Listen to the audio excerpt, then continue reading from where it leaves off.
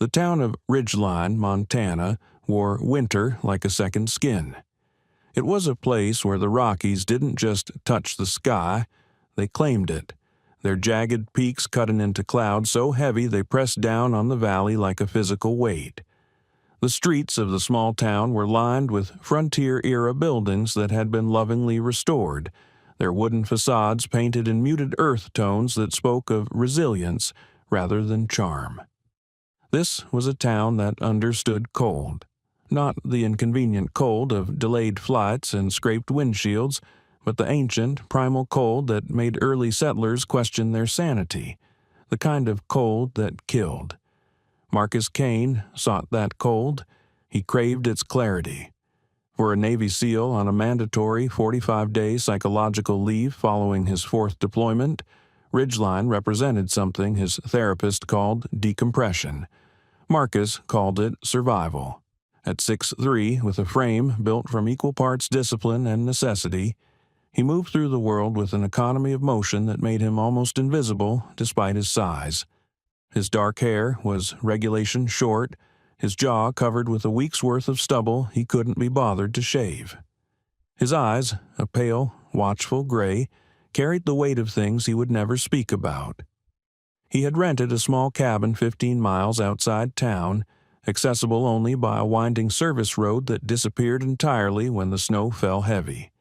It was perfect, isolated, silent, a place where the only sounds were the wind through the pines and the crackle of his wood stove. CTA number 1, placement, 250 words. If you're enjoying this story so far, don't forget to hit the like button and subscribe. Drop a comment telling me where in the world you're watching from. I love hearing from you. But Marcus wasn't entirely alone. Beside the hearth, stretched out on a worn wool blanket, lay Odin. The Belgian Malinois was a study in controlled power, 85 pounds of lean muscle, intelligent amber eyes, and a coat the color of burnished copper and black. Odin wasn't a pet. He was a partner, a combat-tested military working dog who had served alongside Marcus in places where the rules of engagement were written in blood and sand. The dog's ears swiveled toward the door, tracking a sound Marcus couldn't yet hear. A branch snapping under the weight of snow, the distant call of a raven. Odin's nostrils flared, processing information. Then he settled back down with a contented sigh. "Easy day, brother," Marcus murmured, his voice a low rumble that matched the crackling fire. The cabin smelled of pine smoke and gun oil. Marcus had spent the morning cleaning his rifles, a ritual that centered him, brought order to the chaos still rattling around in his skull.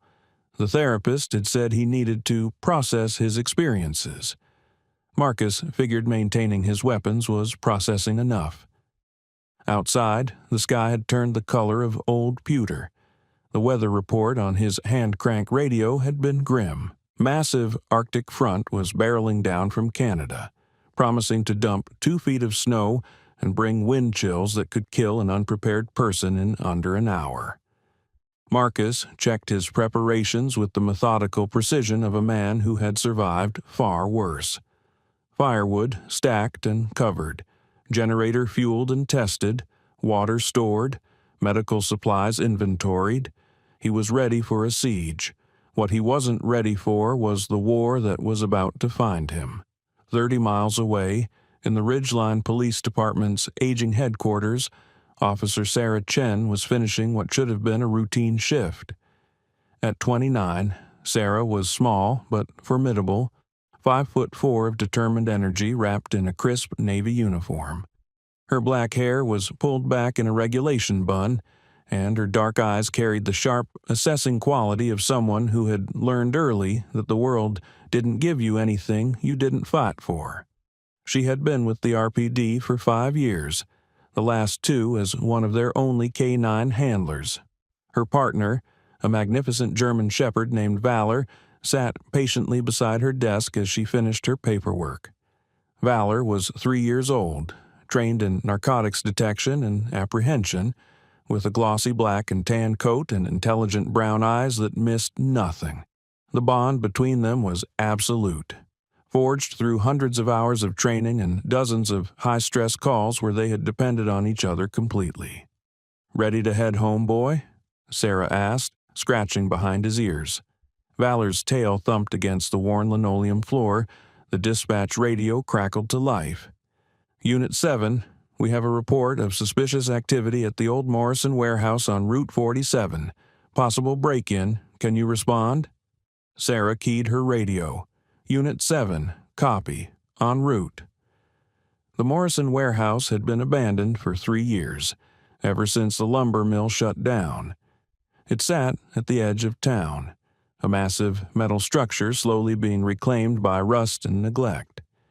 It was a known spot for transients and teenagers looking for a place to drink, but break-ins were rare this time of year. "Probably just kids," Sarah muttered to Valor as they walked to her patrol SUV. But Valor's ears were forward, his body tense. The dog sensed something Sarah's human instincts hadn't yet registered. The storm was coming, and so was something far more dangerous. The Morrison warehouse was exactly what Sarah expected. A massive shell of corrugated metal with broken windows and a padlock that had been cut recently. Fresh boot prints and the light dusting of snow led inside. She radioed dispatch. "Unit 7, on scene. Multiple tracks, investigating." "Copy. Unit 7. Be advised, Weather Service has upgraded to blizzard warning. All units should wrap up and return to station within the hour." "Understood." Sarah released Valor from the vehicle. The dog immediately went to work, nose to the ground, tracking the scent trail with focused intensity. They entered through the main bay door, Sarah's flashlight cutting through the gloom. The warehouse was a cavern of shadows and forgotten machinery. Old conveyor belts stood like skeletal remains. Rusted saw blades hung from chains. The air smelled of decay and motor oil. Valor suddenly stopped, his body going rigid. A low growl rumbled in his chest. Sarah's hand went to her sidearm. "Ridgeline Police, if anyone's in here, show yourself now." The response was movement, fast and coordinated. 3 figures emerged from behind a stack of pallets, not running away, but moving toward her with purpose. Sarah's training kicked in. "Stop right there. Hands where I can see them." But they didn't stop. The lead man was tall and broad, wearing an expensive winter parka that didn't match the setting. His face was partially covered by a black balaclava, but his eyes, cold, calculating, predatory, were visible. He carried himself with the confidence of someone who had never faced real consequences. Behind him were 2 others. One was wiry and twitchy, his movements jerky with either drugs or adrenaline. The third was massive, easily 6'5", with hands like cinder blocks. "Officer," the lead man said, his voice smooth and cultured, completely at odds with the situation. "You really shouldn't be here." Sarah's flashlight swept across them, catching on something that made her blood run cold. In the shadows behind them were wooden crates, dozens of them, stenciled with military markings. She recognized the codes. These weren't just stolen goods, these were military-grade weapons. "On the ground, now," Sarah commanded, her weapon drawn. The lead man sighed, almost disappointed. "You know, I really hoped we could avoid this complication." He looked at his companions. "Gentlemen, we have a problem that needs solving." The massive man stepped forward, pulling a pistol from his waistband.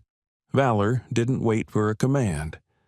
The dog launched forward, 80 pounds of trained aggression aimed at the threat. But the wiry man was fast.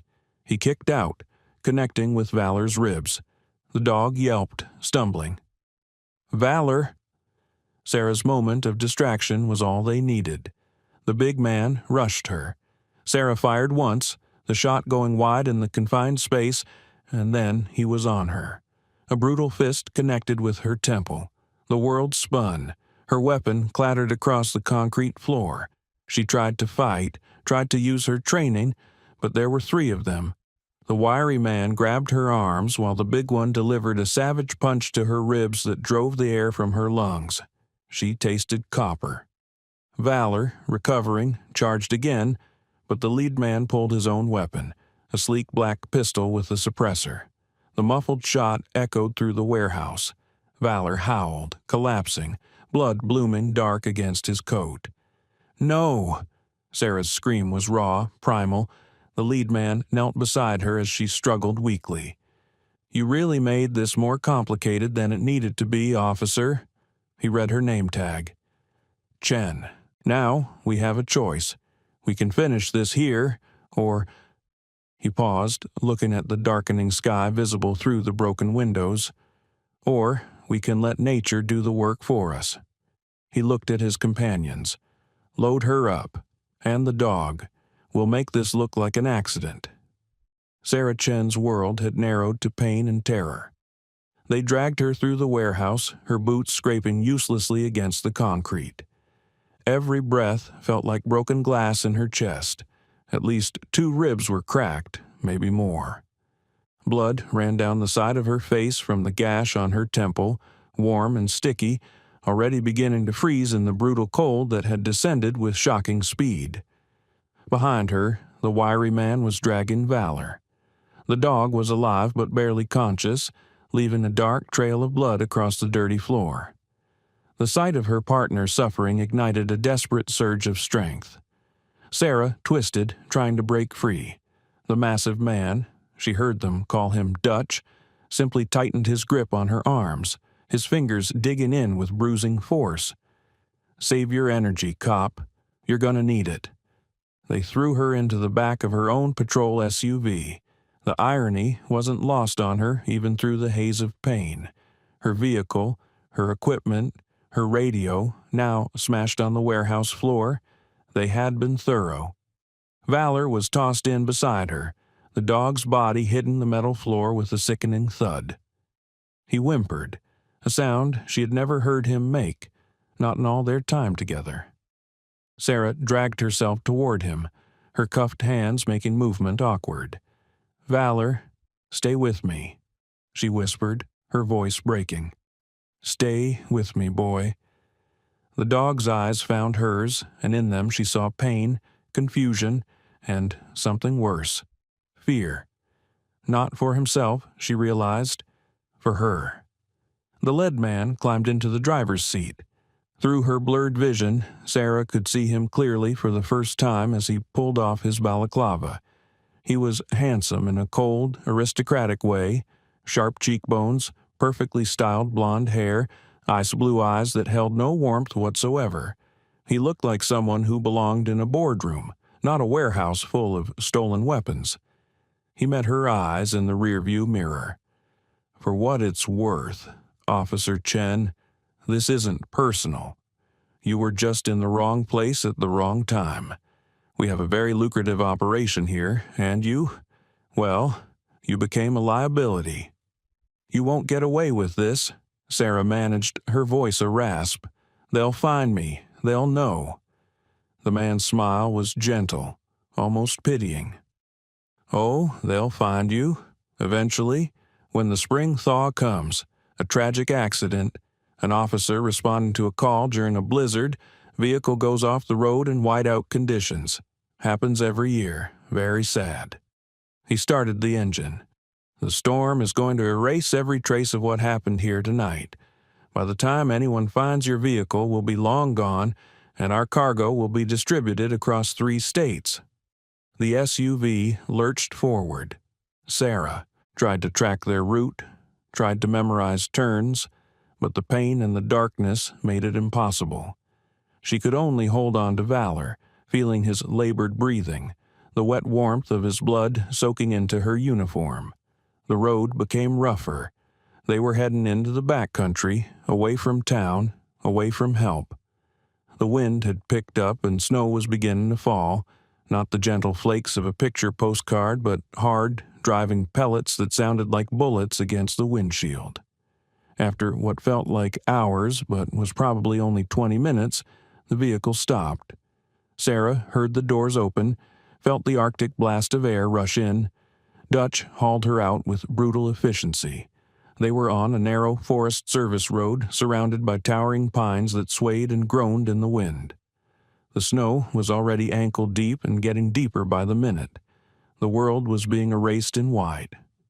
"Perfect spot," the wiry man said, his voice high and nervous. "No one comes up here in winter. By the time spring comes—" "Shut up, Travis," the lead man snapped.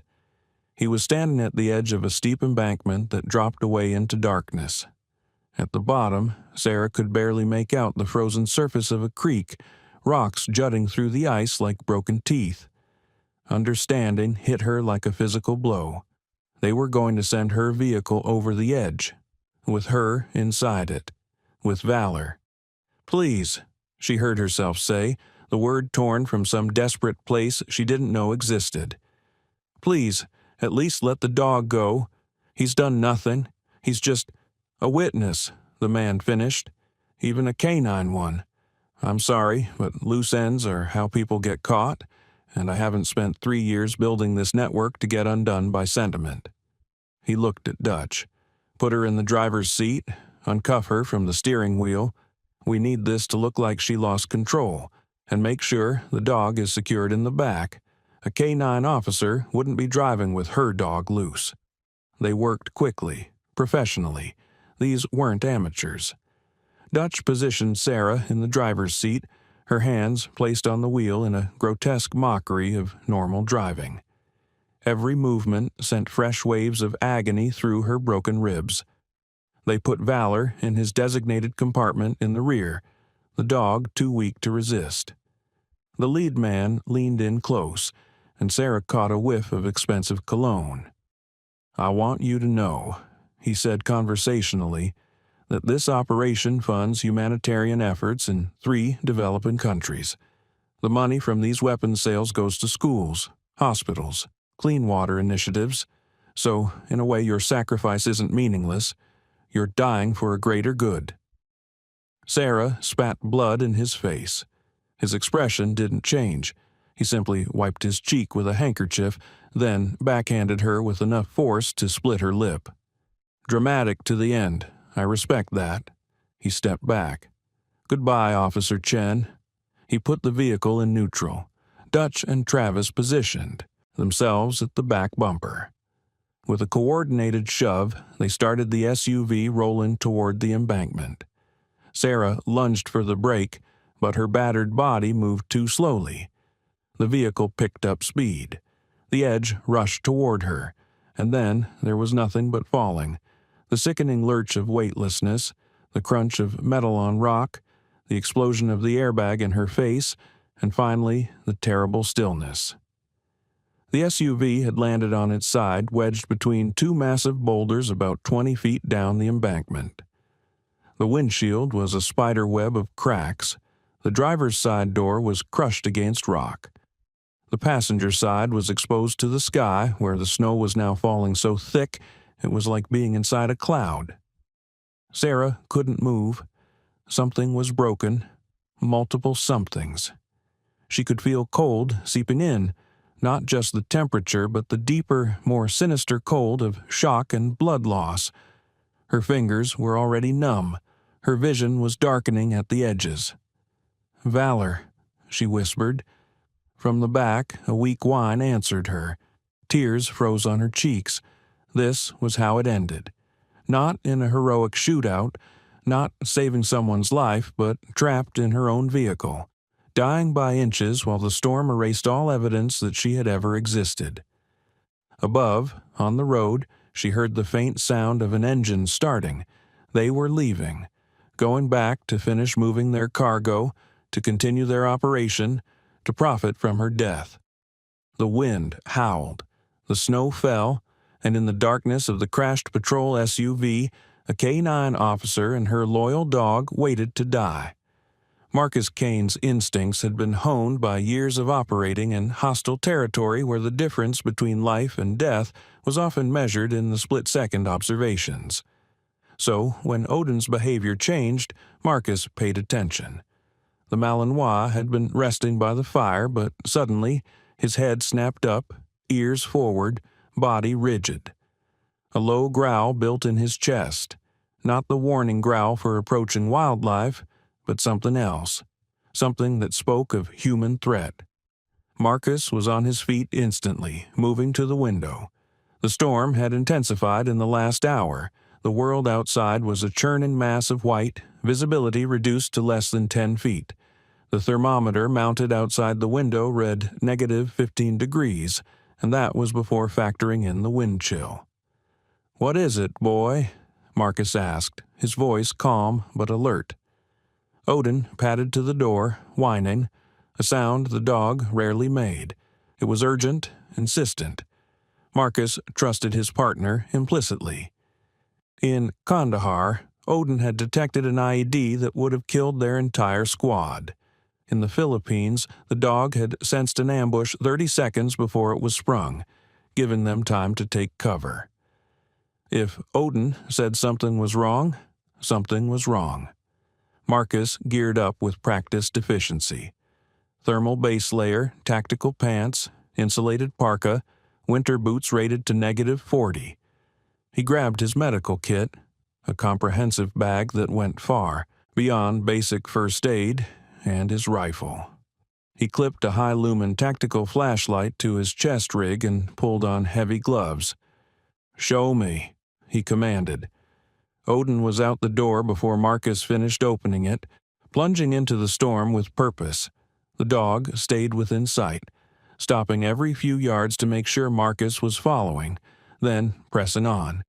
The wind was a living thing, trying to push Marcus back, to drive him away from whatever Odin had sensed. Snow stung his exposed skin like needles. His flashlight beam barely penetrated 3 feet into the white chaos. They moved away from the cabin into the deeper forest. Marcus's breath came in controlled clouds. He scanned constantly, looking for threats, for movement, for anything that explained Odin's alert. The dog stopped at the edge of a steep embankment.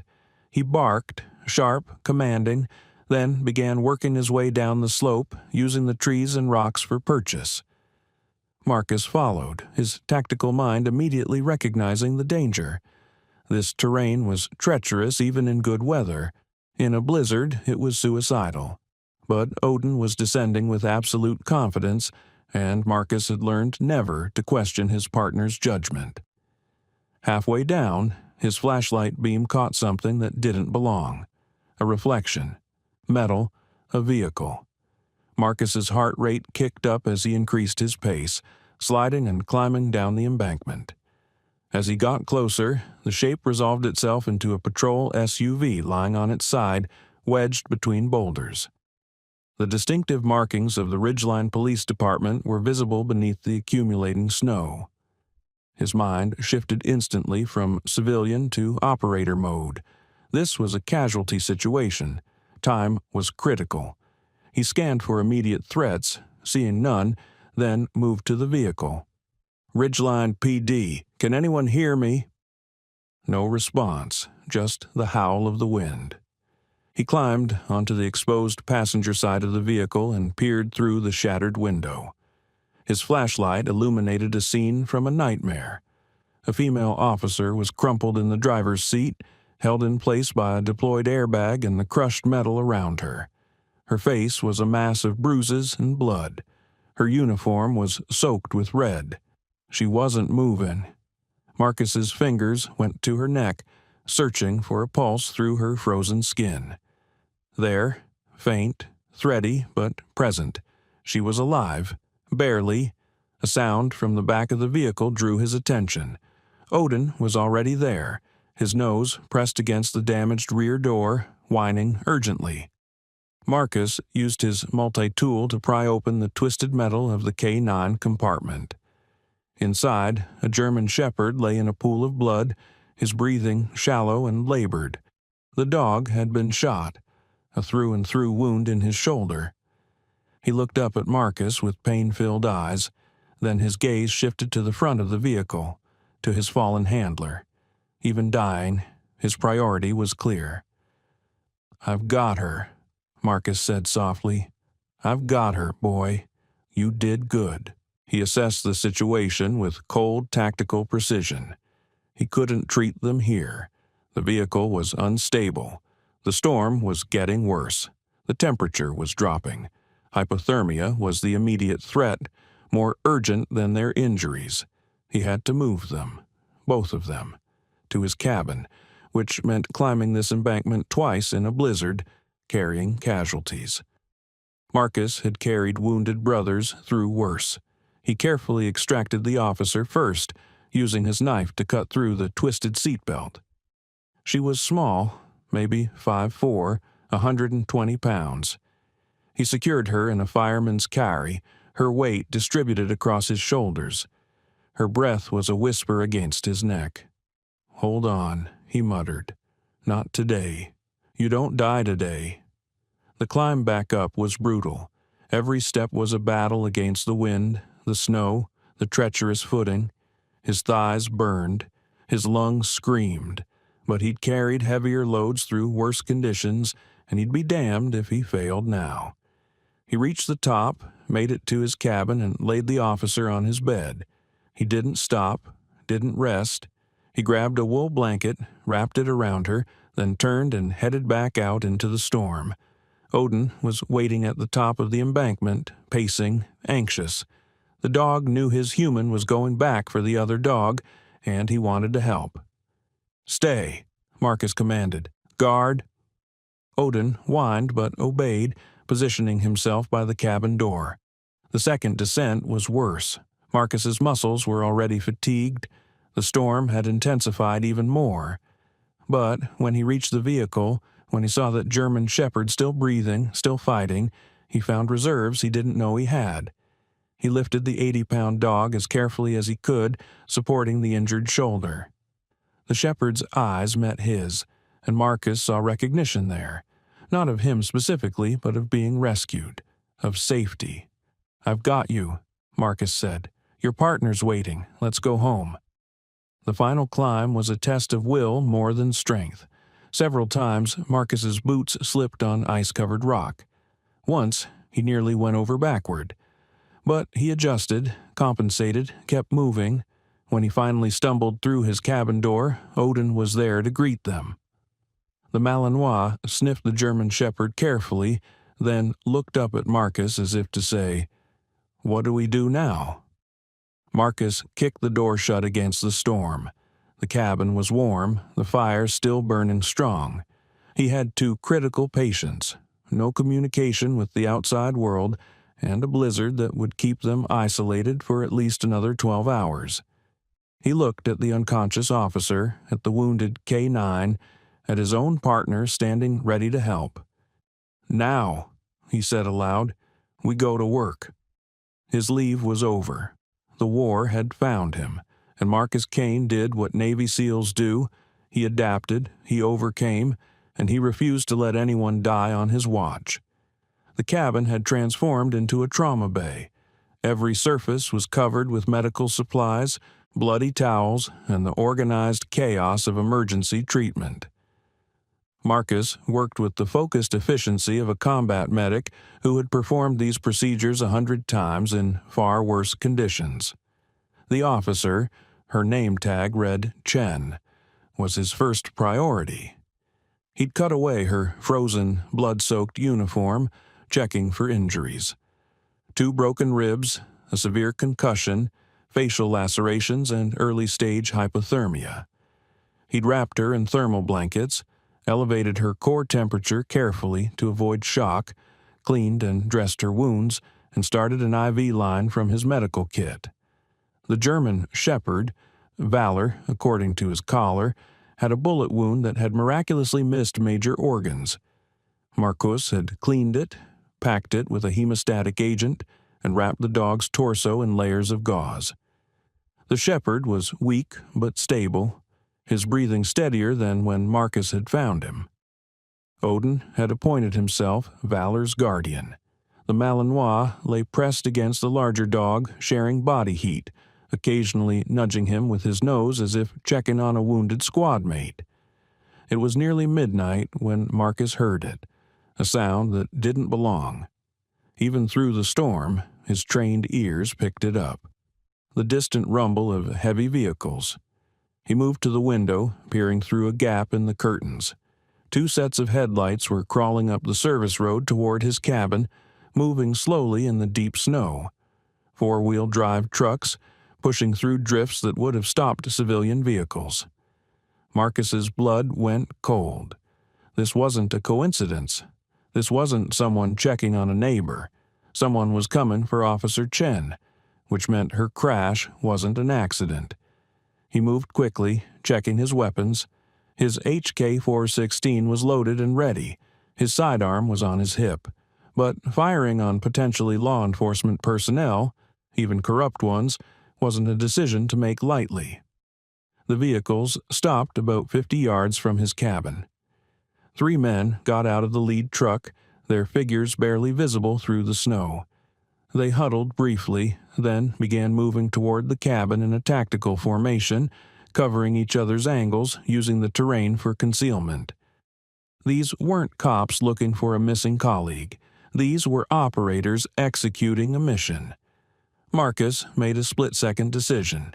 He couldn't fight them here, not with 2 critical patients in the cabin, but he could buy time, could make them think they had the wrong location.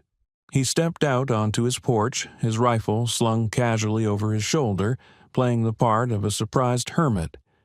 His porch light illuminated him clearly. He wanted them to see he was alone, armed but not aggressive. The 3 men stopped at the edge of the clearing. The lead figure stepped forward, and even through the storm, Marcus recognized the bearing of someone used to command. "Evening," the man called out, his voice cultured and calm. "We're looking for a missing police officer. Her vehicle went off the road, about 2 miles from here. You seen anything?" Marcus kept his expression neutral, bored even. "Storm like this? Haven't seen anything but snow." The man took another step closer. Behind him, his 2 companions spread out slightly, a flanking position. Marcus noted it without reacting. "Mind if we take a look around, just to be sure?" "I mind," Marcus said flatly. "This is private property, and I don't know you. You got a warrant, you come back when the roads are clear. Otherwise, you're trespassing." The man's pleasant expression didn't change, but something cold flickered in his eyes. "Sir, I understand you want your privacy, but we have a missing officer. She could be injured, dying. Surely you understand the urgency." "I understand you're standing on my property without invitation in the middle of a blizzard," Marcus replied, "which tells me either you're desperate or stupid. Either way, you need to leave. Now." One of the flanking men, huge, built like a linebacker, took a step forward. "You want to rethink that tone, old man?" Marcus didn't move, didn't react. He simply looked at the big man with the flat, emotionless stare he'd used on Taliban fighters who thought they were tough, the kind of stare that said, "I've killed better men than you in worse places than this, and I won't lose a second of sleep over it." The big man actually took a step back. The lead man reassessed Marcus, seeing him clearly for the first time, the military-grade rifle, the tactical bearing, the absolute calm in the face of implied threat. This wasn't some backwoods yokel. This was something else. "We'll be back," the man said, his pleasant tone gone, replaced by something harder. "When the storm clears, we'll return with proper authority. I'd advise you to be more cooperative then." "I'd advise you to bring that warrant," Marcus said, "and maybe reconsider your career choices." The 3 men backed away, got into their vehicles, and slowly reversed down the road, their headlights disappearing into the white wall of the storm. Marcus waited 5 minutes, scanning the area with his night vision scope, making sure they were really gone and hadn't left someone behind to watch the cabin. Only then did he go back inside, locking the heavy door and bracing it with a wooden beam. Officer Chen was still unconscious on his bed. Valor was sleeping fitly beside Odin, both dogs breathing in sync. Marcus sat down in his chair, his rifle across his lap, and began the long wait for dawn. They had found him, which meant they knew their victim was alive, which meant they'd be back, and next time they wouldn't bother with polite conversation. The storm raged outside, but inside, Marcus Kane prepared for a different kind of storm, the kind that came with muzzle flashes and the crack of gunfire. His leave was definitely over. Dawn came not with light, but with a subtle shift in the quality of darkness. The storm had exhausted itself sometime around 4 a.m., leaving behind a world buried under 3 feet of pristine snow that glittered under a weak, pale sun. Marcus had spent the night in a state of tactical alertness, not quite asleep, not fully awake, but hovering in that warrior's rest where his subconscious processed threats while his body recovered. Every 2 hours he'd checked on Officer Chen and Valor. The officer's vital signs were improving. The dog was stronger, managing to lift his head and drink some water Marcus offered. It was Odin who gave the first warning. The Malinois had been dozing near the door, but suddenly his eyes snapped open, his ears swiveling toward the forest. A low, sustained growl rumbled from his chest, the sound that meant imminent threat. Marcus was on his feet instantly, grabbing his rifle and moving to the window. Through the trees, he caught flashes of movement. Not 3 men this time. 6. They were approaching from multiple angles, using the terrain and tree cover with professional precision. These weren't cops. This was a tactical team. Marcus's mind shifted into combat mode, running through his assets and limitations. He had excellent defensive position, superior training, and surprise on his side. They thought he was a civilian. But he also had 2 immobile casualties he couldn't leave, limited ammunition, and no backup. The math was bad, but he'd worked with worse odds. He moved quickly, grabbing Officer Chen from the bed and carefully lowering her through the trapdoor into his storm cellar, a reinforced underground space he'd never thought he'd actually use. He placed her on thick blankets, checked her IV line, then went back for Valor. The German shepherd whined softly as Marcus lifted him, but didn't struggle. He understood somehow that this was for protection. Marcus placed him beside Chen in the cellar. "Odin, watch," he commanded. The Malinois immediately jumped down into the cellar, positioning himself between the 2 casualties and the ladder. His message was clear. Nothing would reach them without going through him first. Marcus sealed the trapdoor and kicked the heavy rug back over it. To a casual observer, the floor was solid. He grabbed his tactical vest, slipped it on, and did a final weapons check. HK-416 with 4 magazines, Glock 19 with 3 magazines, combat knife, 2 flashbangs, 1 smoke grenade. He moved through the cabin, killing all the lights, opening windows just enough to provide firing positions. He positioned himself behind the heavy log wall that offered the best cover and sight lines. Then he waited. The attack came with professional precision. A voice boomed through a bullhorn. "This is the Ridgeline County Sheriff's Department. We have a warrant to search this property. Exit with your hands raised." Marcus said nothing. He knew a tactical lie when he heard one. 30 seconds of silence. Then the lead man, the same cultured voice from last night, spoke again, this time without the pretense. "Mr. Kane, yes, we know who you are. Now, you're harboring a fugitive. Officer Chen is wanted in connection with theft of government property and assault on a federal officer. Surrender her now, and you walk away." Still, Marcus remained silent. Every word they spoke gave him information. They knew his name now. They'd run his vehicle registration. They were trying psychological warfare, and they were lying about Chen's status, which meant they had no legal authority here. "Last chance, Kane." The first flashbang came through the window, but Marcus had expected it. He'd already turned away, eyes closed, mouth open to equalize pressure. The device detonated with a blinding flash and a concussive boom that rattled the walls. Before the echo faded, 2 men were breaching through the front door. They expected a disoriented target. They got a Navy SEAL. Marcus's first shot took the door breacher, the big man from last night, Dutch, high in the chest. The man's body armor absorbed the round, but the impact threw him backward into his partner. Marcus didn't fire again. He moved. He flowed from behind cover, closing distance before they could recover. The second man, wiry, twitchy Travis, tried to bring his rifle up. Marcus batted it aside with his own weapon, then delivered a devastating elbow strike to Travis's temple. The man's eyes rolled back, and he collapsed like a puppet with cut strings. Dutch was recovering, trying to get back up. Marcus helped him by driving his knee into the man's solar plexus with enough force to fold him in half. A follow-up strike with the rifle butt to the back of the skull, and Dutch was done. 2 down in less than 4 seconds. But Marcus knew the real threats were still outside. These two were the breach team, the sacrificial first wave. The shooters were set up in overwatch positions, and they were about to light up his cabin. He dove behind the heavy stone fireplace just as automatic weapons fire erupted. Bullets shredded through the wooden walls, splintering logs, destroying furniture, turning his sanctuary into a war zone. Wood chips and splinters filled the air like deadly confetti. Marcus counted the firing positions.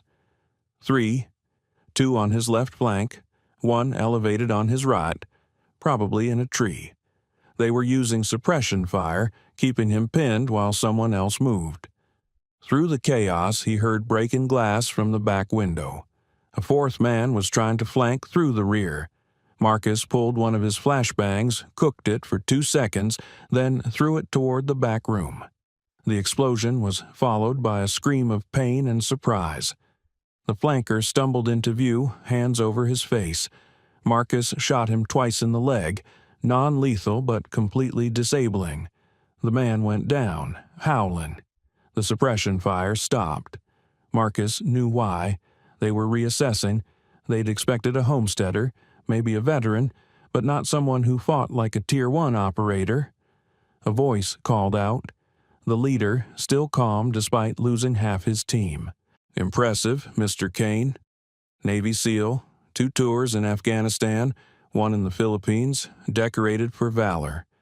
We did our homework, but you're outnumbered, outgunned, and out of time. We can do this all day. Can you?" Marcus remained silent, using the lull to reload and reassess. He glanced at the trap door, still secure. No sound from below. Odin was holding position. "I'm going to make you an offer," the voice continued. "We walk away. You walk away. You never saw Officer Chen. This cabin unfortunately burned down in a tragic accident during the blizzard. You rebuild somewhere else with the insurance money. Everyone lives." Marcus considered his tactical position. 3 shooters still active. Unknown ammunition reserves. No backup arriving. His cabin was compromised. But surrendering meant death for Chen and Valor, and probably for himself as well. These men had committed multiple felonies. There were no witnesses they could afford to leave alive. His response was to shoot out the propane tank on his grill outside, sending up a cloud of gas. Then he fired a tracer round into the cloud. The explosion was spectacular, not lethal at this distance but shocking and disorienting. Under cover of the blast and smoke, Marcus moved. He went through the side window in a controlled fall, rolled in the deep snow, and came up behind the woodshed. From this position, he could see 2 of the Overwatch shooters. Both had stood up to see what had exploded, breaking their concealment. His first shot took one in the shoulder, spinning him around. His second shot hit the other man's rifle, destroying the weapon and sending shrapnel into his hands. Both men went down, screaming. That left the leader and the tree sniper. A shot cracked out from above, kicking up snow inches from Marcus's position. The sniper had acquired him. Marcus rolled behind the woodshed as 3 more shots punched through the wood, missing him by feet. The leader was moving now, trying to flank Marcus while the sniper kept him pinned. It was a good tactic. It might have even worked, but they'd forgotten about Odin. The Malinois had heard the gunfire, assessed the threat, and made a command decision. He'd left the cellar, trusting that the trapdoor itself would protect the casualties, and slipped out through a window Marcus had left open for exactly this purpose. 85 pounds of trained aggression hit the leader from behind, clamping powerful jaws onto the man's firing arm. The man screamed, his rifle falling into the snow. He tried to shake Odin off, but the dog's grip was unbreakable, his training absolute. Marcus used the distraction. He stepped out from cover and aimed at the tree. The sniper saw him, tried to swing his scope, but Marcus was faster. One shot. The sniper's rifle fell from the tree, followed a second later by the sniper himself, hitting the ground hard and not getting up. Marcus turned to the leader. The man was on his back in the snow, Odin standing over him, teeth bared, growling. The man's arm was a bloody mess, the expensive parka torn to shreds. Marcus approached, his rifle trained on the man's center mass. Up close, he could see the fear in those ice-blue eyes, the realization that everything had gone catastrophically wrong. "Call off your dog," the man gasped. "Why?" Marcus asked calmly. "So you can pull that backup piece you've got tucked in your waistband?" The man's eyes flickered. Confirmation. Marcus reached down and removed a compact .380 from the man's belt. He tossed it into the snow. "Who are you?" Marcus asked. "And I'd think very carefully before you lie to me." The man was trying to maintain his composure, even with Odin's teeth inches from his throat. "My name is Carson Webb. I'm a logistics contractor. This is all a massive misunderstanding." Marcus didn't blink. "Try again. And this time, explain why a logistics contractor is running a tactical team to kill a police officer." "I don't know what you're—" Marcus nodded to Odin. The dog increased pressure just slightly, and Webb gasped. Okay. I was her supervisor. Chen was investigating me. She had evidence of some irregularities in property management." "Irregularities," Marcus repeated flatly. "That's what we're calling weapons trafficking now?" Webb's eyes widened. "How did you— the Morrison warehouse, military crates. Her vehicle goes off a cliff during a blizzard, and you show up 12 hours later with a tactical team. You're not very good at this, Webb." A weak voice came from the cabin door. "He's very good at it. He just never had anyone fight back before." Marcus turned. Officer Sarah Chen was standing in the doorway, holding onto the frame for support. She looked like hell. Pale, bruised, barely able to stand, but her eyes were burning with an intensity that had nothing to do with her injuries. "Chen, you should be—" "I'm exactly where I need to be," she cut him off. Her gaze fixed on Webb, and the hatred there was palpable.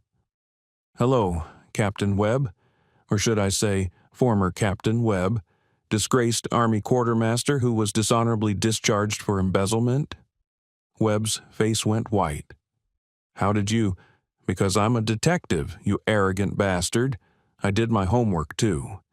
She took a painful step forward, leaning heavily on the doorframe.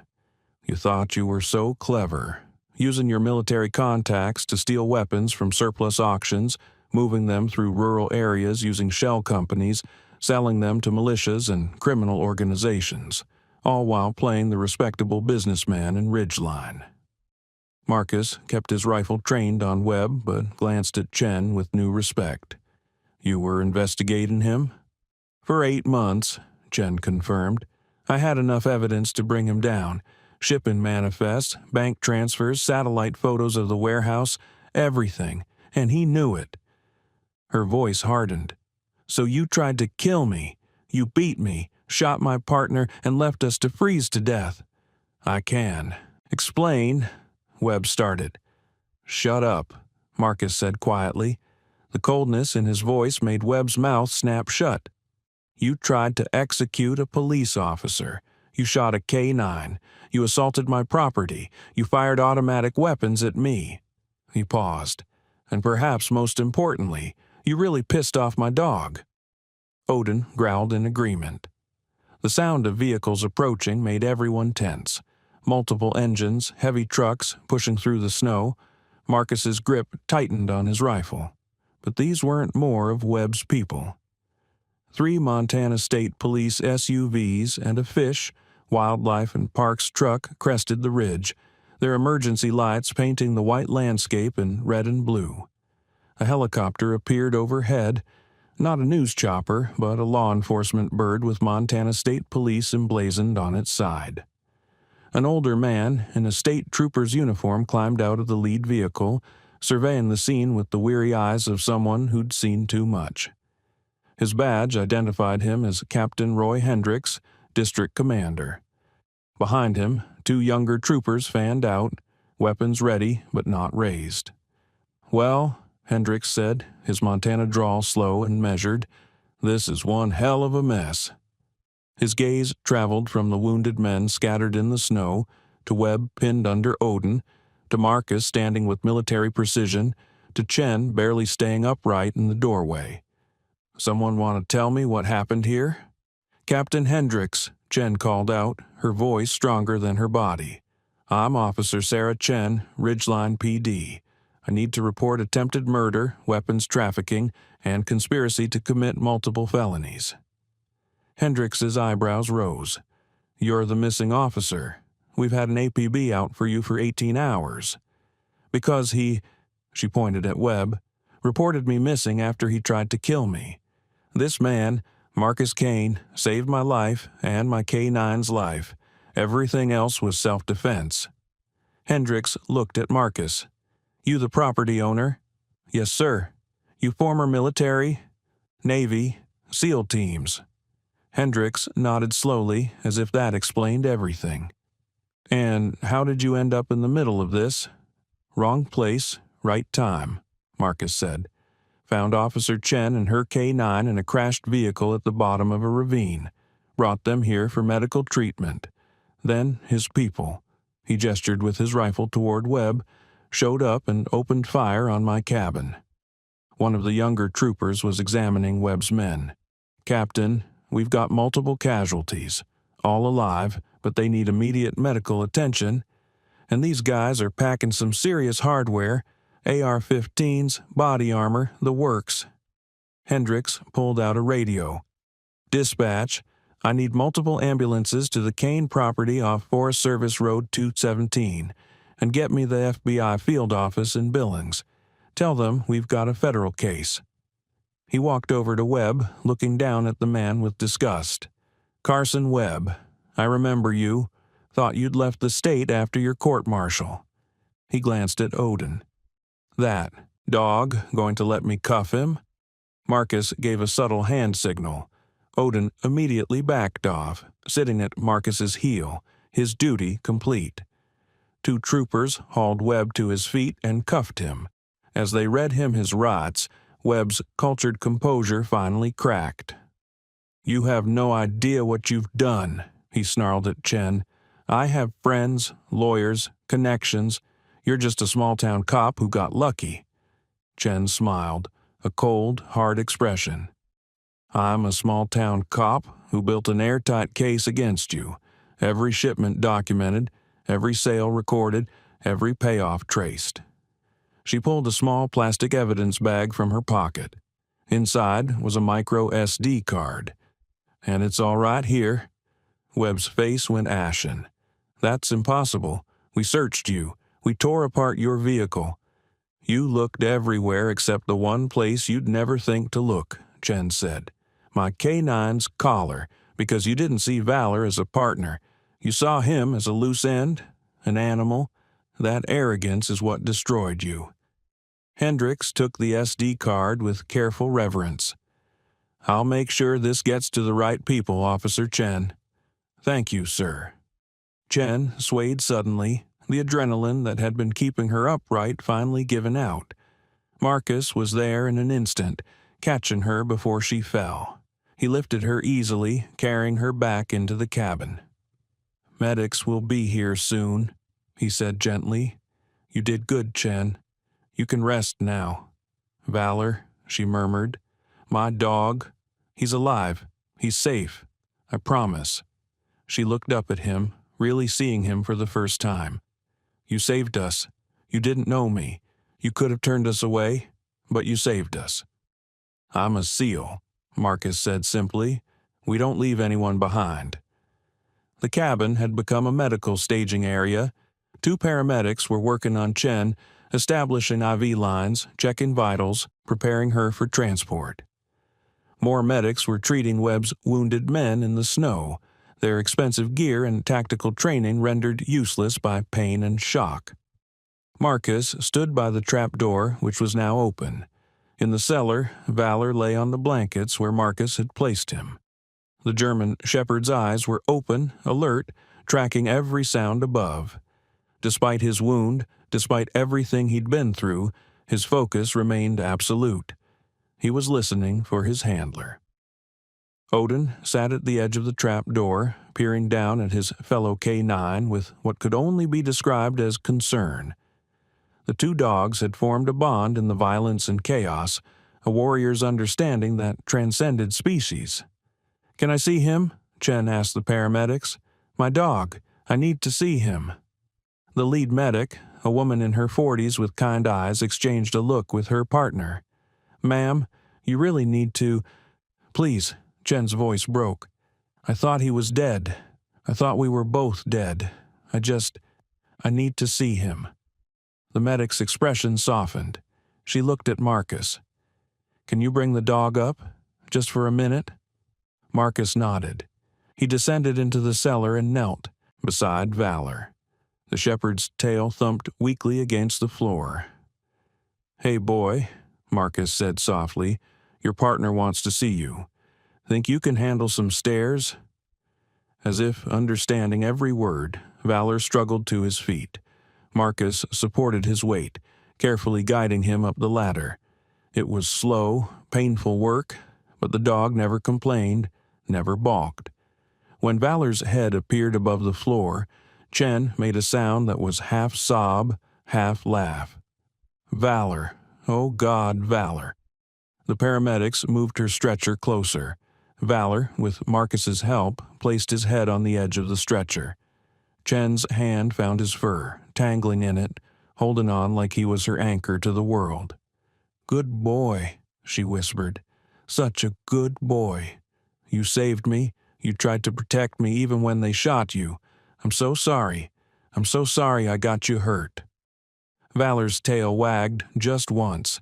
His tongue came out and licked her hand. The message was clear. I'd do it again. The moment was broken by Captain Hendricks entering the cabin. "Officer Chen, the FBI is sending a team from Billings. They want to debrief you, but that can wait until you're stable. Right now, I need to know, is there anyone else involved in this? Anyone we should be looking for?" Chen pulled her focus from Valor, her mind shifting back to cop mode despite her injuries. "Webb worked with 3 main distributors. I have their names on the drive, but his logistics coordinator, a woman named Patricia Morse, she's dangerous, smart. She'll already be in the wind if she hasn't heard from him. We'll put out alerts," Hendricks assured her. He looked at Marcus. "Mr. Kane, I'm going to need a full statement from you. But unofficially, thank you. You saved a good cop and probably broke up a major trafficking ring." Marcus shrugged, uncomfortable with the praise. "Just did what needed doing." "That's more than most would have done." Hendricks gestured to the destroyed cabin. Bullet holes in every wall, shattered windows, destroyed furniture. "Your insurance is going to have a field day with this." "Cabin's standing," Marcus said. "That's what matters." The paramedics were preparing to move Chen to the ambulance. She gripped Marcus's arm, her eyes urgent. "Valor, I can't leave him. He needs surgery, specialized care. The nearest veterinary hospital is—" "Already handled," the female paramedic interrupted gently. Captain Hendricks called ahead. "There's a K9 specialist vet meeting us at the hospital. Your partner will get the best care available." Chen looked at Marcus. "Will you stay with him? Until I can?" Please, he trusts you. I can see it." Marcus looked down at the German shepherd, who was watching him with those intelligent brown eyes. He saw himself reflected there, a protector, a guardian, someone who understood the warrior's code. "I'll stay with him," Marcus promised. "He won't be alone." They loaded Chen into the ambulance, Valor in a specially equipped vehicle right behind. As the convoy of emergency vehicles began the slow journey down the snow-packed road, Captain Hendricks approached Marcus one last time. "The FBI's going to want to talk to you, probably offer you some kind of commendation. You stopped a major weapons trafficking operation." "Don't want a commendation," Marcus said. "Just want my cabin repaired and my piece back." Hendricks smiled. "Something tells me Officer Chen is going to want to stay in touch. She'll probably want to thank you properly." Marcus looked at the blood in the snow, at his shattered sanctuary, at Odin sitting patiently at his feet. His mandatory psychological leave had turned into a firefight. His cabin of solitude had become a battlefield. But somewhere in the chaos, he'd remembered something important. He'd remembered his purpose. "Tell her she doesn't need to thank me," Marcus said quietly. "Tell her to recover, to heal, and to keep being the cop who was willing to die for the truth. That's thanks enough." As Hendricks walked away, Marcus stood in the snow-covered clearing, his arm around Odin's neck. The sun was fully up now, turning the frozen landscape into a field of diamonds. The storm had passed. The battle was over. But Marcus knew, with the certainty of a man who'd spent years in war, that this wasn't really an ending. It was a beginning. He'd found something in that ravine, not just a wounded cop and her dog, but a reminder that the fight wasn't over. That there were still people worth protecting. Still battles worth fighting. "Come on, boy," he said to Odin. "We've got a promise to keep." Together, they walked toward his truck to follow the ambulance convoy. The war had found him in his mountain sanctuary, and for the first time in months, Marcus Kane didn't mind.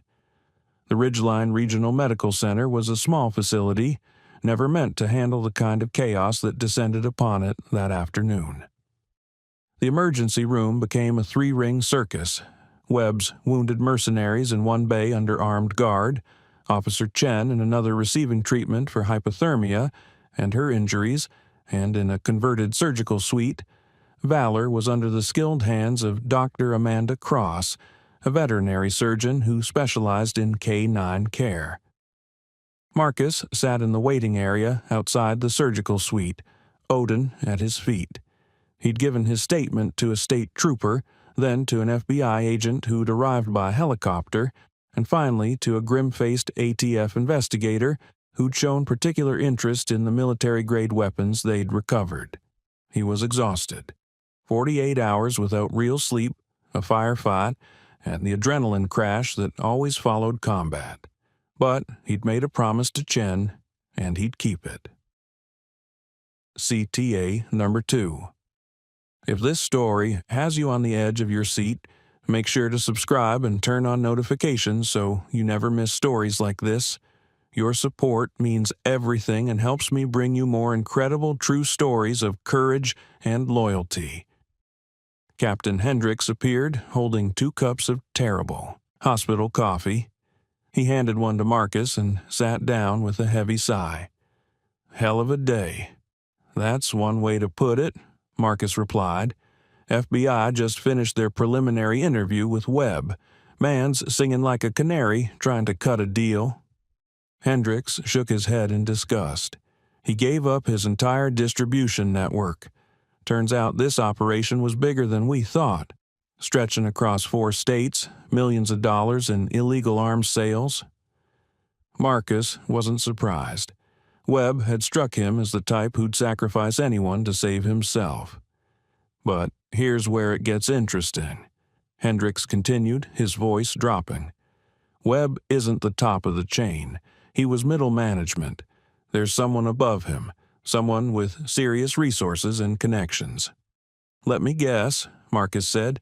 Someone with enough pull to make investigations disappear, to keep a trafficking operation running for years without getting caught? Exactly. Hendricks pulled out a small notebook, flipping through pages. Officer Chen had been investigating for 8 months. In that time, she filed 17 reports with her department about suspicious activity. Every single one was marked as investigated and closed without any real follow-up. Inside job, Marcus said flatly. Someone in the Ridgeline PD was running interference. Not just someone.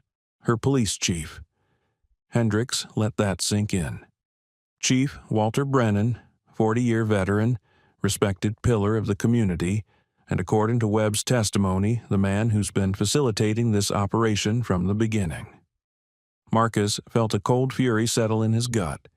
Chen had been investigating her own chief. She'd been in danger from the moment she started asking questions, and she'd probably known it.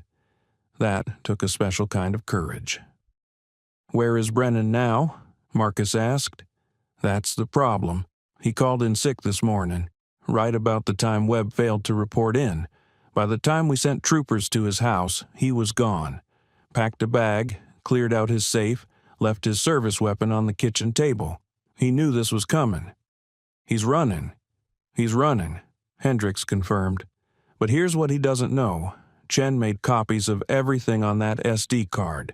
One is with the FBI, one is with the ATF, and one is in a safe deposit box in Helena with instructions to be opened if anything happens to her.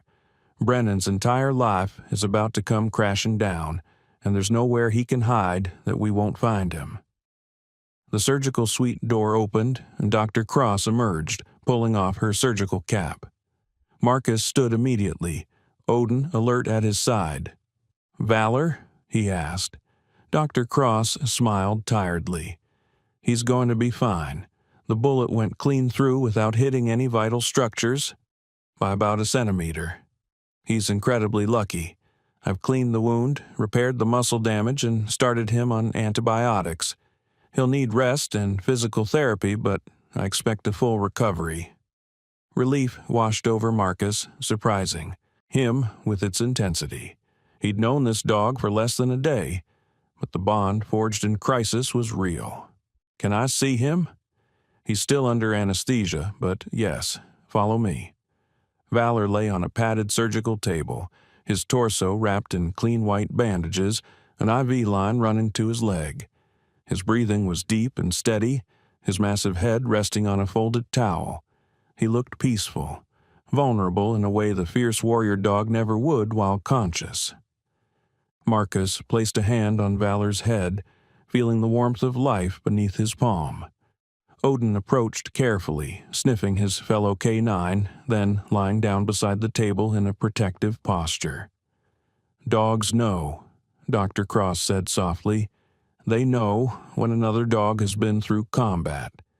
Your Malinois understands that this shepherd is a warrior, just like him. How long until he wakes up? Another hour or two. He'll be groggy, probably disoriented, but the first thing he'll do is look for Officer Chen." Dr. Cross checked her tablet. "Speaking of which, she's out of the ER and in a room. She's demanding to see her partner, despite the fact that she has 2 broken ribs, a concussion, and severe bruising. Typical K9 handler, more worried about her dog than herself." Marcus smiled. He liked Chen. She had the kind of toughness that couldn't be taught. "I'll stay with him until he wakes up," Marcus said. "Then I'll bring him to her, if you'll allow it." Dr. Cross considered, then nodded. "Against about a dozen hospital regulations, but something tells me you don't much care about regulations." She looked at him with assessing eyes. "You're former military? Special operations?" "Navy." "Thank you for what you did. Most people would have turned away, told themselves it wasn't their problem. You ran toward the danger. That's rare."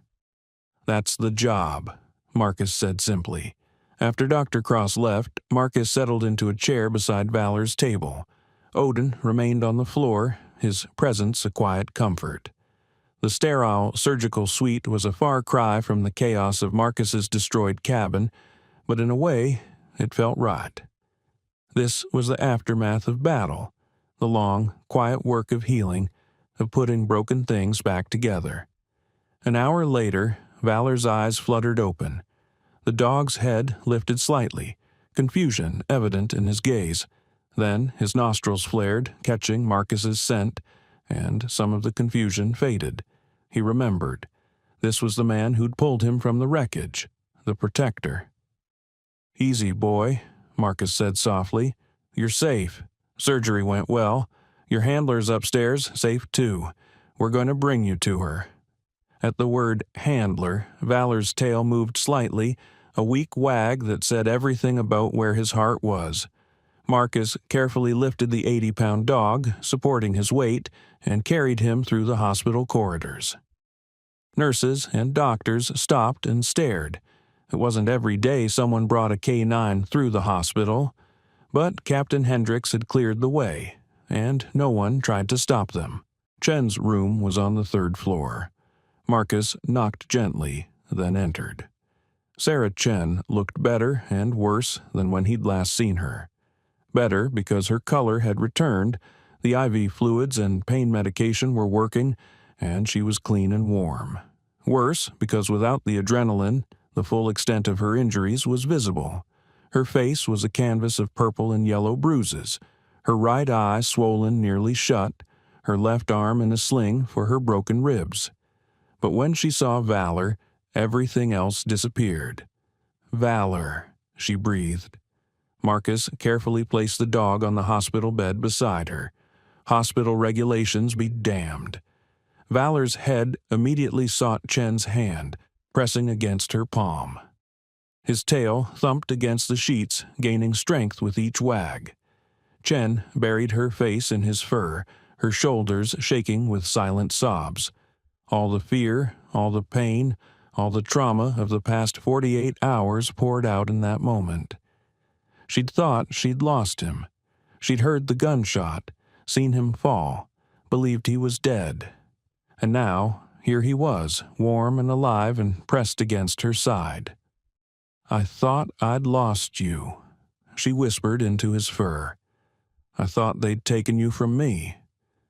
Marcus stepped back, giving them privacy. But Chen's voice stopped him. "Wait, please, don't go." He turned. Chen was looking at him, her one good eye fierce despite the tears. "I don't know how to thank you," she said. "You saved our lives. You fought off Webb's men. You kept your promise to stay with Valor. You—" Her voice broke. "You didn't have to do any of it. We were strangers." "You're a cop," Marcus said simply. "You were investigating corruption, trying to do the right thing, and bad people tried to kill you for it. There's no universe where I walk away from that. Still," she managed a small, painful smile, "thank you for everything." "Your evidence is going to bring down a major trafficking ring," Marcus replied. "Thank me by seeing it through, by testifying, by making sure these bastards never see daylight again." "Oh, I will," Chen said, her voice hardening with determination.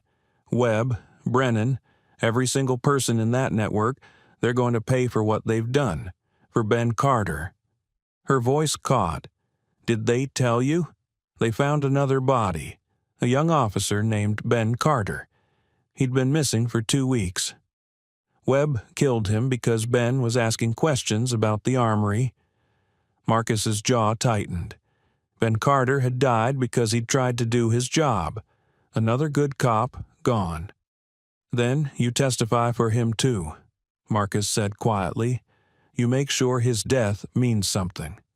Chen nodded, resolve settling over her features. "I will, I promise." The next 3 days were a blur of interviews, statements, and investigation. The FBI's evidence response team descended on the Morrison warehouse, documenting everything. They found exactly what Chen had reported: a sophisticated smuggling operation with weapons sourced from military surplus auctions, modified in a makeshift workshop, then distributed to buyers across the region. Marcus gave his statement repeatedly to local police, state police, the FBI, and the ATF. Each time, he walked them through finding Chen, the confrontation with Webb's men, and the firefight. His military record lent credibility to his account, and the physical evidence backed up every word. Webb's captured men, faced with federal weapons charges and attempted murder of a police officer, began cooperating immediately. The network unraveled quickly. 17 arrests were made across 4 states. Warehouse locations were raided, bank accounts were frozen, but Chief Walter Brennan remained at large. On the 4th day, Marcus returned to his cabin to assess the damage. It was worse than he remembered. Every window was shattered. The walls were pocked with bullet holes. His furniture was destroyed. The door hung from one hinge, but the structure was sound. The logs had stopped most of the rounds. The fireplace still stood. It could be rebuilt. Odin explored the perimeter, sniffing at the disturbed snow, the bloodstains that marked where Webb's men had fallen. The dog seemed satisfied that the threat was gone, that this territory was secure again. Marcus was boarding up windows when a vehicle approached, a state police SUV. Captain Hendricks emerged, along with a woman Marcus hadn't met before. She was in her 50s, wearing an FBI windbreaker, with short silver hair and the sharp eyes of a career investigator. She extended her hand. "Mr. Kane, I'm Special Agent Victoria Reeves, FBI. I'm the lead investigator on the Webb trafficking case. I wanted to meet you personally." They shook hands. Her grip was firm, professional. "Hell of a thing you did," she said, looking at the damaged cabin. "Taking on a tactical team by yourself." "Wasn't by myself," Marcus said, gesturing to Odin, "and I had good defensive position." Agent Reeves smiled slightly. "Modest. I like that." She opened a folder. "I wanted to update you on the investigation. We've recovered over 400 weapons from Webb's network, with a street value exceeding $2 million. We've identified 47 buyers, including 3 domestic terrorist cells and 2 drug cartels.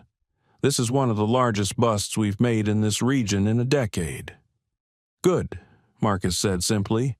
"We couldn't have done it without Officer Chen's evidence, and we couldn't have kept her alive without you." Reeves paused. "I also wanted to tell you that we found Chief Brennan." Marcus's attention sharpened. "Where?" "Canada. He tried to cross at a small border checkpoint in Alberta using a fake passport. Border agents flagged him, and the Canadians handed him over this morning. He's in federal custody, and he will never see freedom again. Chen will want to know." "She already does. I just came from the hospital." Reeves closed the folder. "The prosecution is going to be complicated. Multiple defendants, federal and state. Charges, jurisdictional issues, but Chen's testimony, combined with the evidence on that SD card, makes this case airtight. Every single person involved is going away for a very long time." "What about Chen?" Marcus asked. "What happens to her?" Hendricks answered that one. "She's a hero. The governor already called her personally. When she's recovered, she's getting promoted to detective, with a commendation for valor. The Ridgeline PD is being restructured, bringing in outside leadership, reforming their policies. She'll be part of that process if she wants to be." "And Valor?" "Full recovery expected," Reeves said. "He'll return to active duty once he's healed. Though I understand Chen is already talking about breeding him, wanting to create a new line of K9s with his courage and intelligence." Marcus smiled at that. Valor's legacy would live on. As the sun began to set over the damaged cabin, painting the snow in shades of pink and gold, Marcus stood with Odin and watched his temporary visitors leave. The investigation was wrapping up. Justice was being served. The bad guys were caught. His part in this was done. But something had changed in him over these days. The isolation he'd sought so desperately when he first came to these mountains, It didn't call to him anymore. The silence he'd craved felt less like peace and more like absence. He'd remembered something important in that ravine, in the storm, in the firefight. He'd remembered that he was a protector, that his purpose wasn't just surviving his own demons, but standing between the innocent and those who would harm them. "What do you think, boy?" he asked Odin. "Ready to go back to work?" The Malinois looked up at him, tail wagging, ready for whatever came next. But the story wasn't quite over. 6 days after the firefight, as Marcus was finishing repairs on his cabin's front wall, Odin suddenly growled, that specific, focused sound that meant human presence. Marcus grabbed his sidearm from his workbench and moved to the window. A single figure was approaching through the trees, moving slowly, hands visible. It was Sarah Chen. She was walking with a cane, her movements stiff and painful, but she was walking. Valor was at her side, moving gingerly but keeping pace with his handler. The German shepherd's shoulder was wrapped in a protective vest, but his head was high, his gait determined.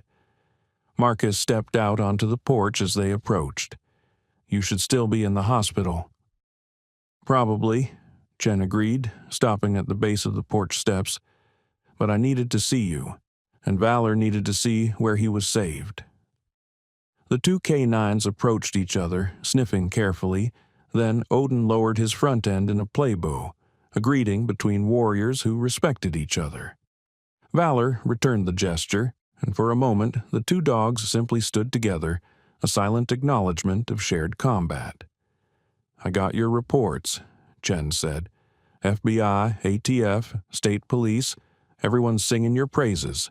You're a hero, Marcus Kane. I'm just a SEAL who was in the right place." "No," Chen said firmly. "You're the man who ran toward danger when everyone else would have run away. You're the man who kept fighting when most would have surrendered. You're the man who kept his promise to a stranger and her dog." She paused. "I owe you everything. You don't owe me anything. You did the hard part, building the case, standing up to corruption, refusing to back down even when it nearly killed you." Chen smiled, then winced as the expression pulled at her healing bruises. "I have something for you." She pulled an envelope from her jacket. "It's from the Montana governor's office, a civilian commendation for valor. They want to do a ceremony when I'm fully healed." "I don't need—" "I know you don't," Chen interrupted, "but let them do it anyway.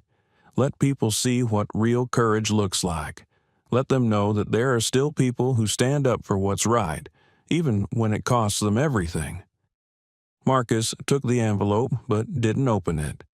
"What's next for you?" "Physical therapy, testimony at about a dozen trials, and then—" She looked down at Valor. "Rebuilding. The K9 unit in Ridgeline is mine now. I'm going to make it something special, a place where dogs like Valor and Odin are respected as the heroes they are." "You'll do it right," Marcus said with certainty. "I hope so." Chen looked at the cabin, at the repaired walls and new windows. "Are you staying? In Montana?" Marcus considered the question. A month ago, he would have said no. He would have finished his leave and returned to his team, to the next deployment, to the endless cycle of war. But now— "For a while," he said, "I've got some things to figure out." Chen nodded, understanding in her eyes. "If you ever need anything, a friend, backup, someone to share a beer with and not talk about the things we've seen, you know where to find me." "Same goes for you, Officer Chen." "Detective Chen," she corrected with a smile. "Promotion came through this morning." "Congratulations, Detective." They stood in comfortable silence for a moment, two warriors who'd been through hell together and come out the other side. Then Chen whistled for Valor, and the two of them began the slow walk back through the trees. Marcus watched them go until they disappeared from sight. Then he looked down at Odin. "Come on, partner. We've got a cabin to finish." As he returned to his work, the sun warm on his shoulders and Odin resting peacefully in the snow, Marcus realized something profound. He'd come to these mountains seeking escape from the war. Instead, the war had found him, and he'd discovered that he didn't need to escape it. He needed to direct it, to use his skills, his training, his warrior's heart not to destroy, but to protect. The SEAL was still a protector. He'd just found a new battlefield. And on this battlefield, justice had won. 3 months later, the federal courthouse in Helena was packed for the sentencing hearing of Carson Webb and Walter Brennan. Marcus sat in the back row, uncomfortable in his dress uniform. The Navy had insisted he wear it for this. Odin lay at his feet, perfectly still, wearing his official K9 vest that identified him as a military working dog. In the front row, Detective Sarah Chen sat in her crisp new suit, her posture military straight despite the healing injuries that still caused her pain. Valor was beside her, wearing his official Ridgeline PD K9 vest. The dog had been cleared for full duty 2 weeks earlier, and Chen had immediately brought him back to work. The case had been the lead story in Montana for weeks. The scale of the trafficking operation, the corruption within the police department, the dramatic rescue and firefight, it had captured national attention. News crews from across the country filled the courthouse hallway, but inside the courtroom there was only quiet anticipation. Judge Elizabeth Morrison was a stern woman in her 60s who had spent 30 years on the bench. She looked down at the two defendants with undisguised contempt.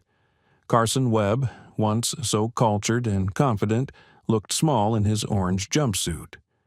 His expensive lawyers had argued for leniency, citing his military service and charitable donations.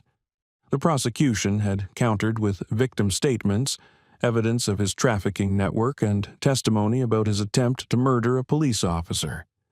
Chief Walter Brennan looked even worse, a broken man who'd thrown away a 40-year career for money. He'd pleaded guilty to conspiracy, obstruction of justice, and accessory to attempted murder, hoping for a lighter sentence. Judge Morrison wasn't having it. "Mr. Webb," she began, her voice cutting through the courtroom like a blade, "you have been found guilty of weapons trafficking, conspiracy to commit murder, assault on a law enforcement officer, and 16 other related charges. Your operation put hundreds of illegal weapons into the hands of criminals and terrorists. You attempted to murder Officer Sarah Chen and her K9 partner to cover your crimes.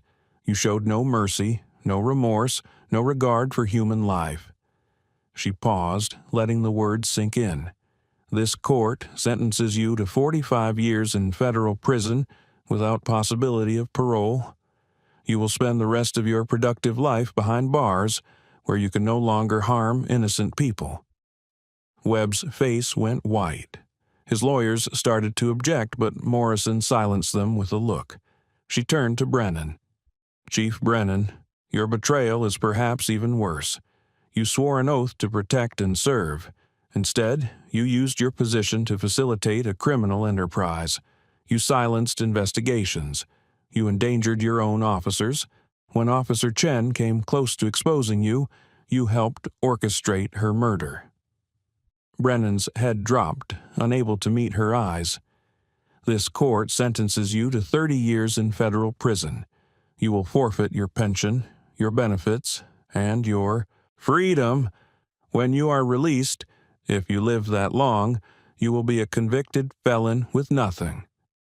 The gavel came down with finality. Justice, long delayed, had arrived.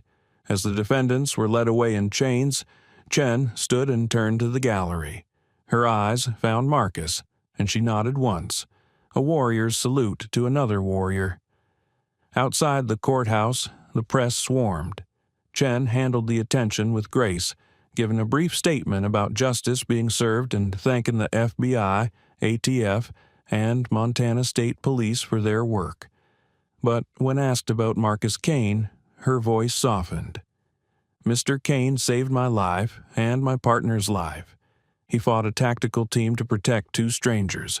He's a hero in every sense of the word, and I'm honored to call him my friend." Marcus, watching from a distance, simply nodded and walked away. He'd never been comfortable with attention or praise. The work was the reward. 2 weeks after the sentencing, Chen invited Marcus to the Ridgeline Police Department for what she described as a small ceremony. He should have known better than to trust her definition of small. The department's parking lot was filled with vehicles: police cruisers, state trooper SUVs, FBI cars, and dozens of civilian trucks. A banner hung over the entrance, honoring service and courage. Marcus groaned. Odin, sitting in the passenger seat of his truck, seemed amused by his handler's discomfort. "You could have warned me," Marcus muttered. Chen appeared at his window, grinning. "And give you a chance to skip? Not happening, Kane. Get out of the truck." Reluctantly, he did. Odin trotted at his side as Chen led them around to the back of the building where a crowd had gathered. There were dozens of people: officers from surrounding departments, state troopers, FBI agents, and townsfolk from Ridgeline. At the front stood the new chief of police, a sharp-eyed woman named Torres who'd been brought in from Denver to reform the department. And there, off to the side, was something Marcus hadn't expected: a memorial.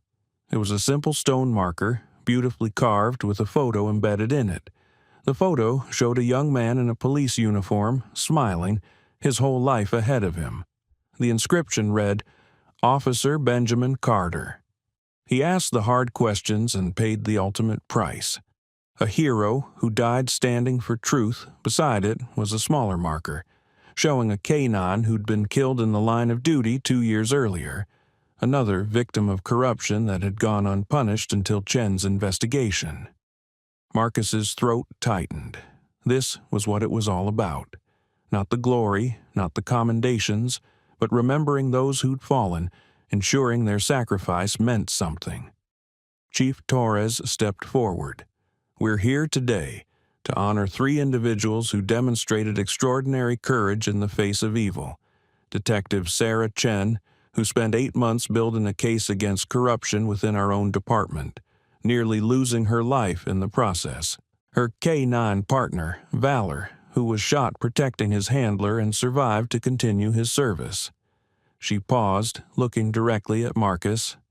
"And Marcus Kane, a Navy SEAL who could have turned away from a stranger's suffering but instead ran toward danger, who fought off a tactical team to protect an officer and her K9, who kept his promises and asked for nothing in return." Torres held up 2 awards, official commendations from the Montana governor's office. She presented one to Chen, who accepted it with quiet pride. Then she turned to Marcus. "Mr. Kane, on behalf of the state of Montana, the Ridgeline Police Department, and every officer who serves with honor, thank you." Marcus accepted the award, uncomfortable with the attention but recognizing the importance of the moment. These people needed heroes. They needed to believe that good could triumph over evil, that courage still mattered. "I'm just a SEAL," he said simply. "We don't leave anyone behind." The crowd erupted in applause, but Marcus's attention was drawn to something else. Chen was kneeling beside Valor, and another officer was bringing out 3 small German shepherd puppies, barely 8 weeks old. They tumbled over each other, all floppy ears and oversized paws, full of innocent energy. "These," Chen said loudly enough for everyone to hear, "are Valor's offspring, his legacy. Born 6 weeks ago to a carefully selected mother, these puppies will be trained as K9s, carrying on their father's courage and dedication." She picked up one of the puppies, a female with intelligent eyes and confident posture despite her youth. "This one's already spoken for. Her name is Justice." Chen walked over to Marcus. "And she's yours if you'll have her." Marcus stared at the puppy, then at Chen. "I can't. You saved my partner. You saved me. This is how K9 handlers say thank you." Chen placed the tiny warm bundle in his arms. "She's from Valor's bloodline. She'll be brave, loyal, and true. Like her father. Like you." The puppy looked up at Marcus with bright eyes, then yawned and settled against his chest. Odin approached, sniffing the tiny newcomer carefully, then gently licking the top of her head. Acceptance. Marcus felt something crack open in his chest, some long-sealed door opening to let in light. He'd spent so long trying to isolate himself from connection, from vulnerability, from caring about anything beyond the mission. But here, in this moment, with a puppy in his arms and a community of good people around him, he realized that isolation wasn't peace. Connection was peace. Purpose was peace. "Thank you," he said quietly to Chen, "for everything." "Thank you," she replied just as quietly, "for showing me what real courage looks like." 6 months later, on a crisp autumn morning, Marcus Kane stood on the rebuilt porch of his cabin. The bullet holes were gone, the windows replaced, the door solid on its hinges. But he'd left one thing untouched, a single bullet hole in the log, beam above the door. A reminder.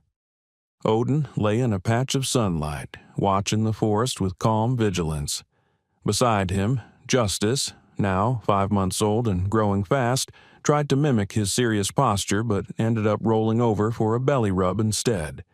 She still had a lot to learn, but her instincts were sound. She'd make a fine working dog someday. Sarah Chen's truck pulled up the long driveway. She'd become a regular visitor, often bringing Valor to train with Marcus and Odin in the vast Montana wilderness. The two K9s had formed a brotherhood, and their handlers had formed something just as valuable, a friendship forged in shared trauma and mutual respect. Valor bounded out of the truck, fully healed now, moving with all his old power and grace. He and Odin greeted each other with the dignified restraint of professional warriors, while Justice jumped all over both of them, still learning the social protocols. "How's retirement treating you?" Chen asked, climbing the porch steps. Marcus smiled. After the trials and commendations, after the media attention had finally died down, he'd made a decision.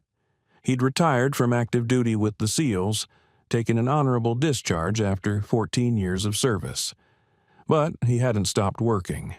He'd started a small training facility on his property, teaching tactical skills to law enforcement, providing K9 training, and offering wilderness survival courses.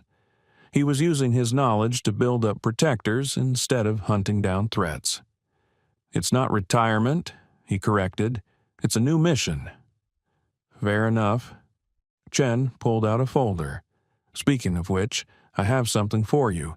Got a call from the FBI yesterday. They're setting up a task force to investigate human trafficking in rural areas. They want someone with tactical experience and K9 expertise to consult. Thought you might be interested." Marcus took the folder, flipping through it. The scope of the operation was sobering. Vulnerable people being moved through remote areas, exploitation happening in places law enforcement rarely looked, people who needed a protector. He looked up at Chen. "You signing on?" "Already did," she said with a grin. "Figured if we could take down a weapons trafficking ring, we could handle this too." Marcus looked at Odin, who was watching him with those knowing amber eyes. The dog understood. This was what they were made for. Not isolation, but service. Not escape, but engagement. "I'm in," Marcus said. As the sun climbed higher over the Montana peaks, the two handlers sat on the porch, planning their next mission. 3 K9s played in the yard, 2 warriors, and one who would someday join their ranks. This was the truth Marcus had learned in that blizzard, in that crashed vehicle, in that desperate fight. Heroes aren't born. They're forged in the moment when they choose to stand up instead of turn away. When they choose courage over comfort. When they choose to protect those who cannot protect themselves. The world was full of darkness. But the world was also full of people like Sarah Chen.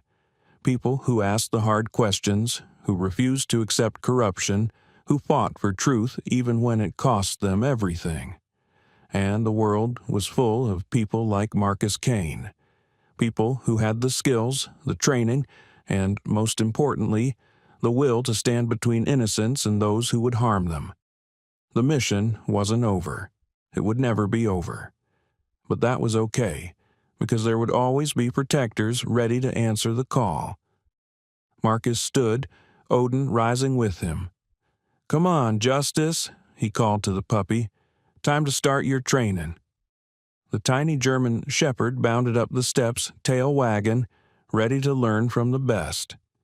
And in that moment, Marcus Kane, Navy SEAL, protector, guardian, knew he was exactly where he was supposed to be. Thank you so much for watching until the end.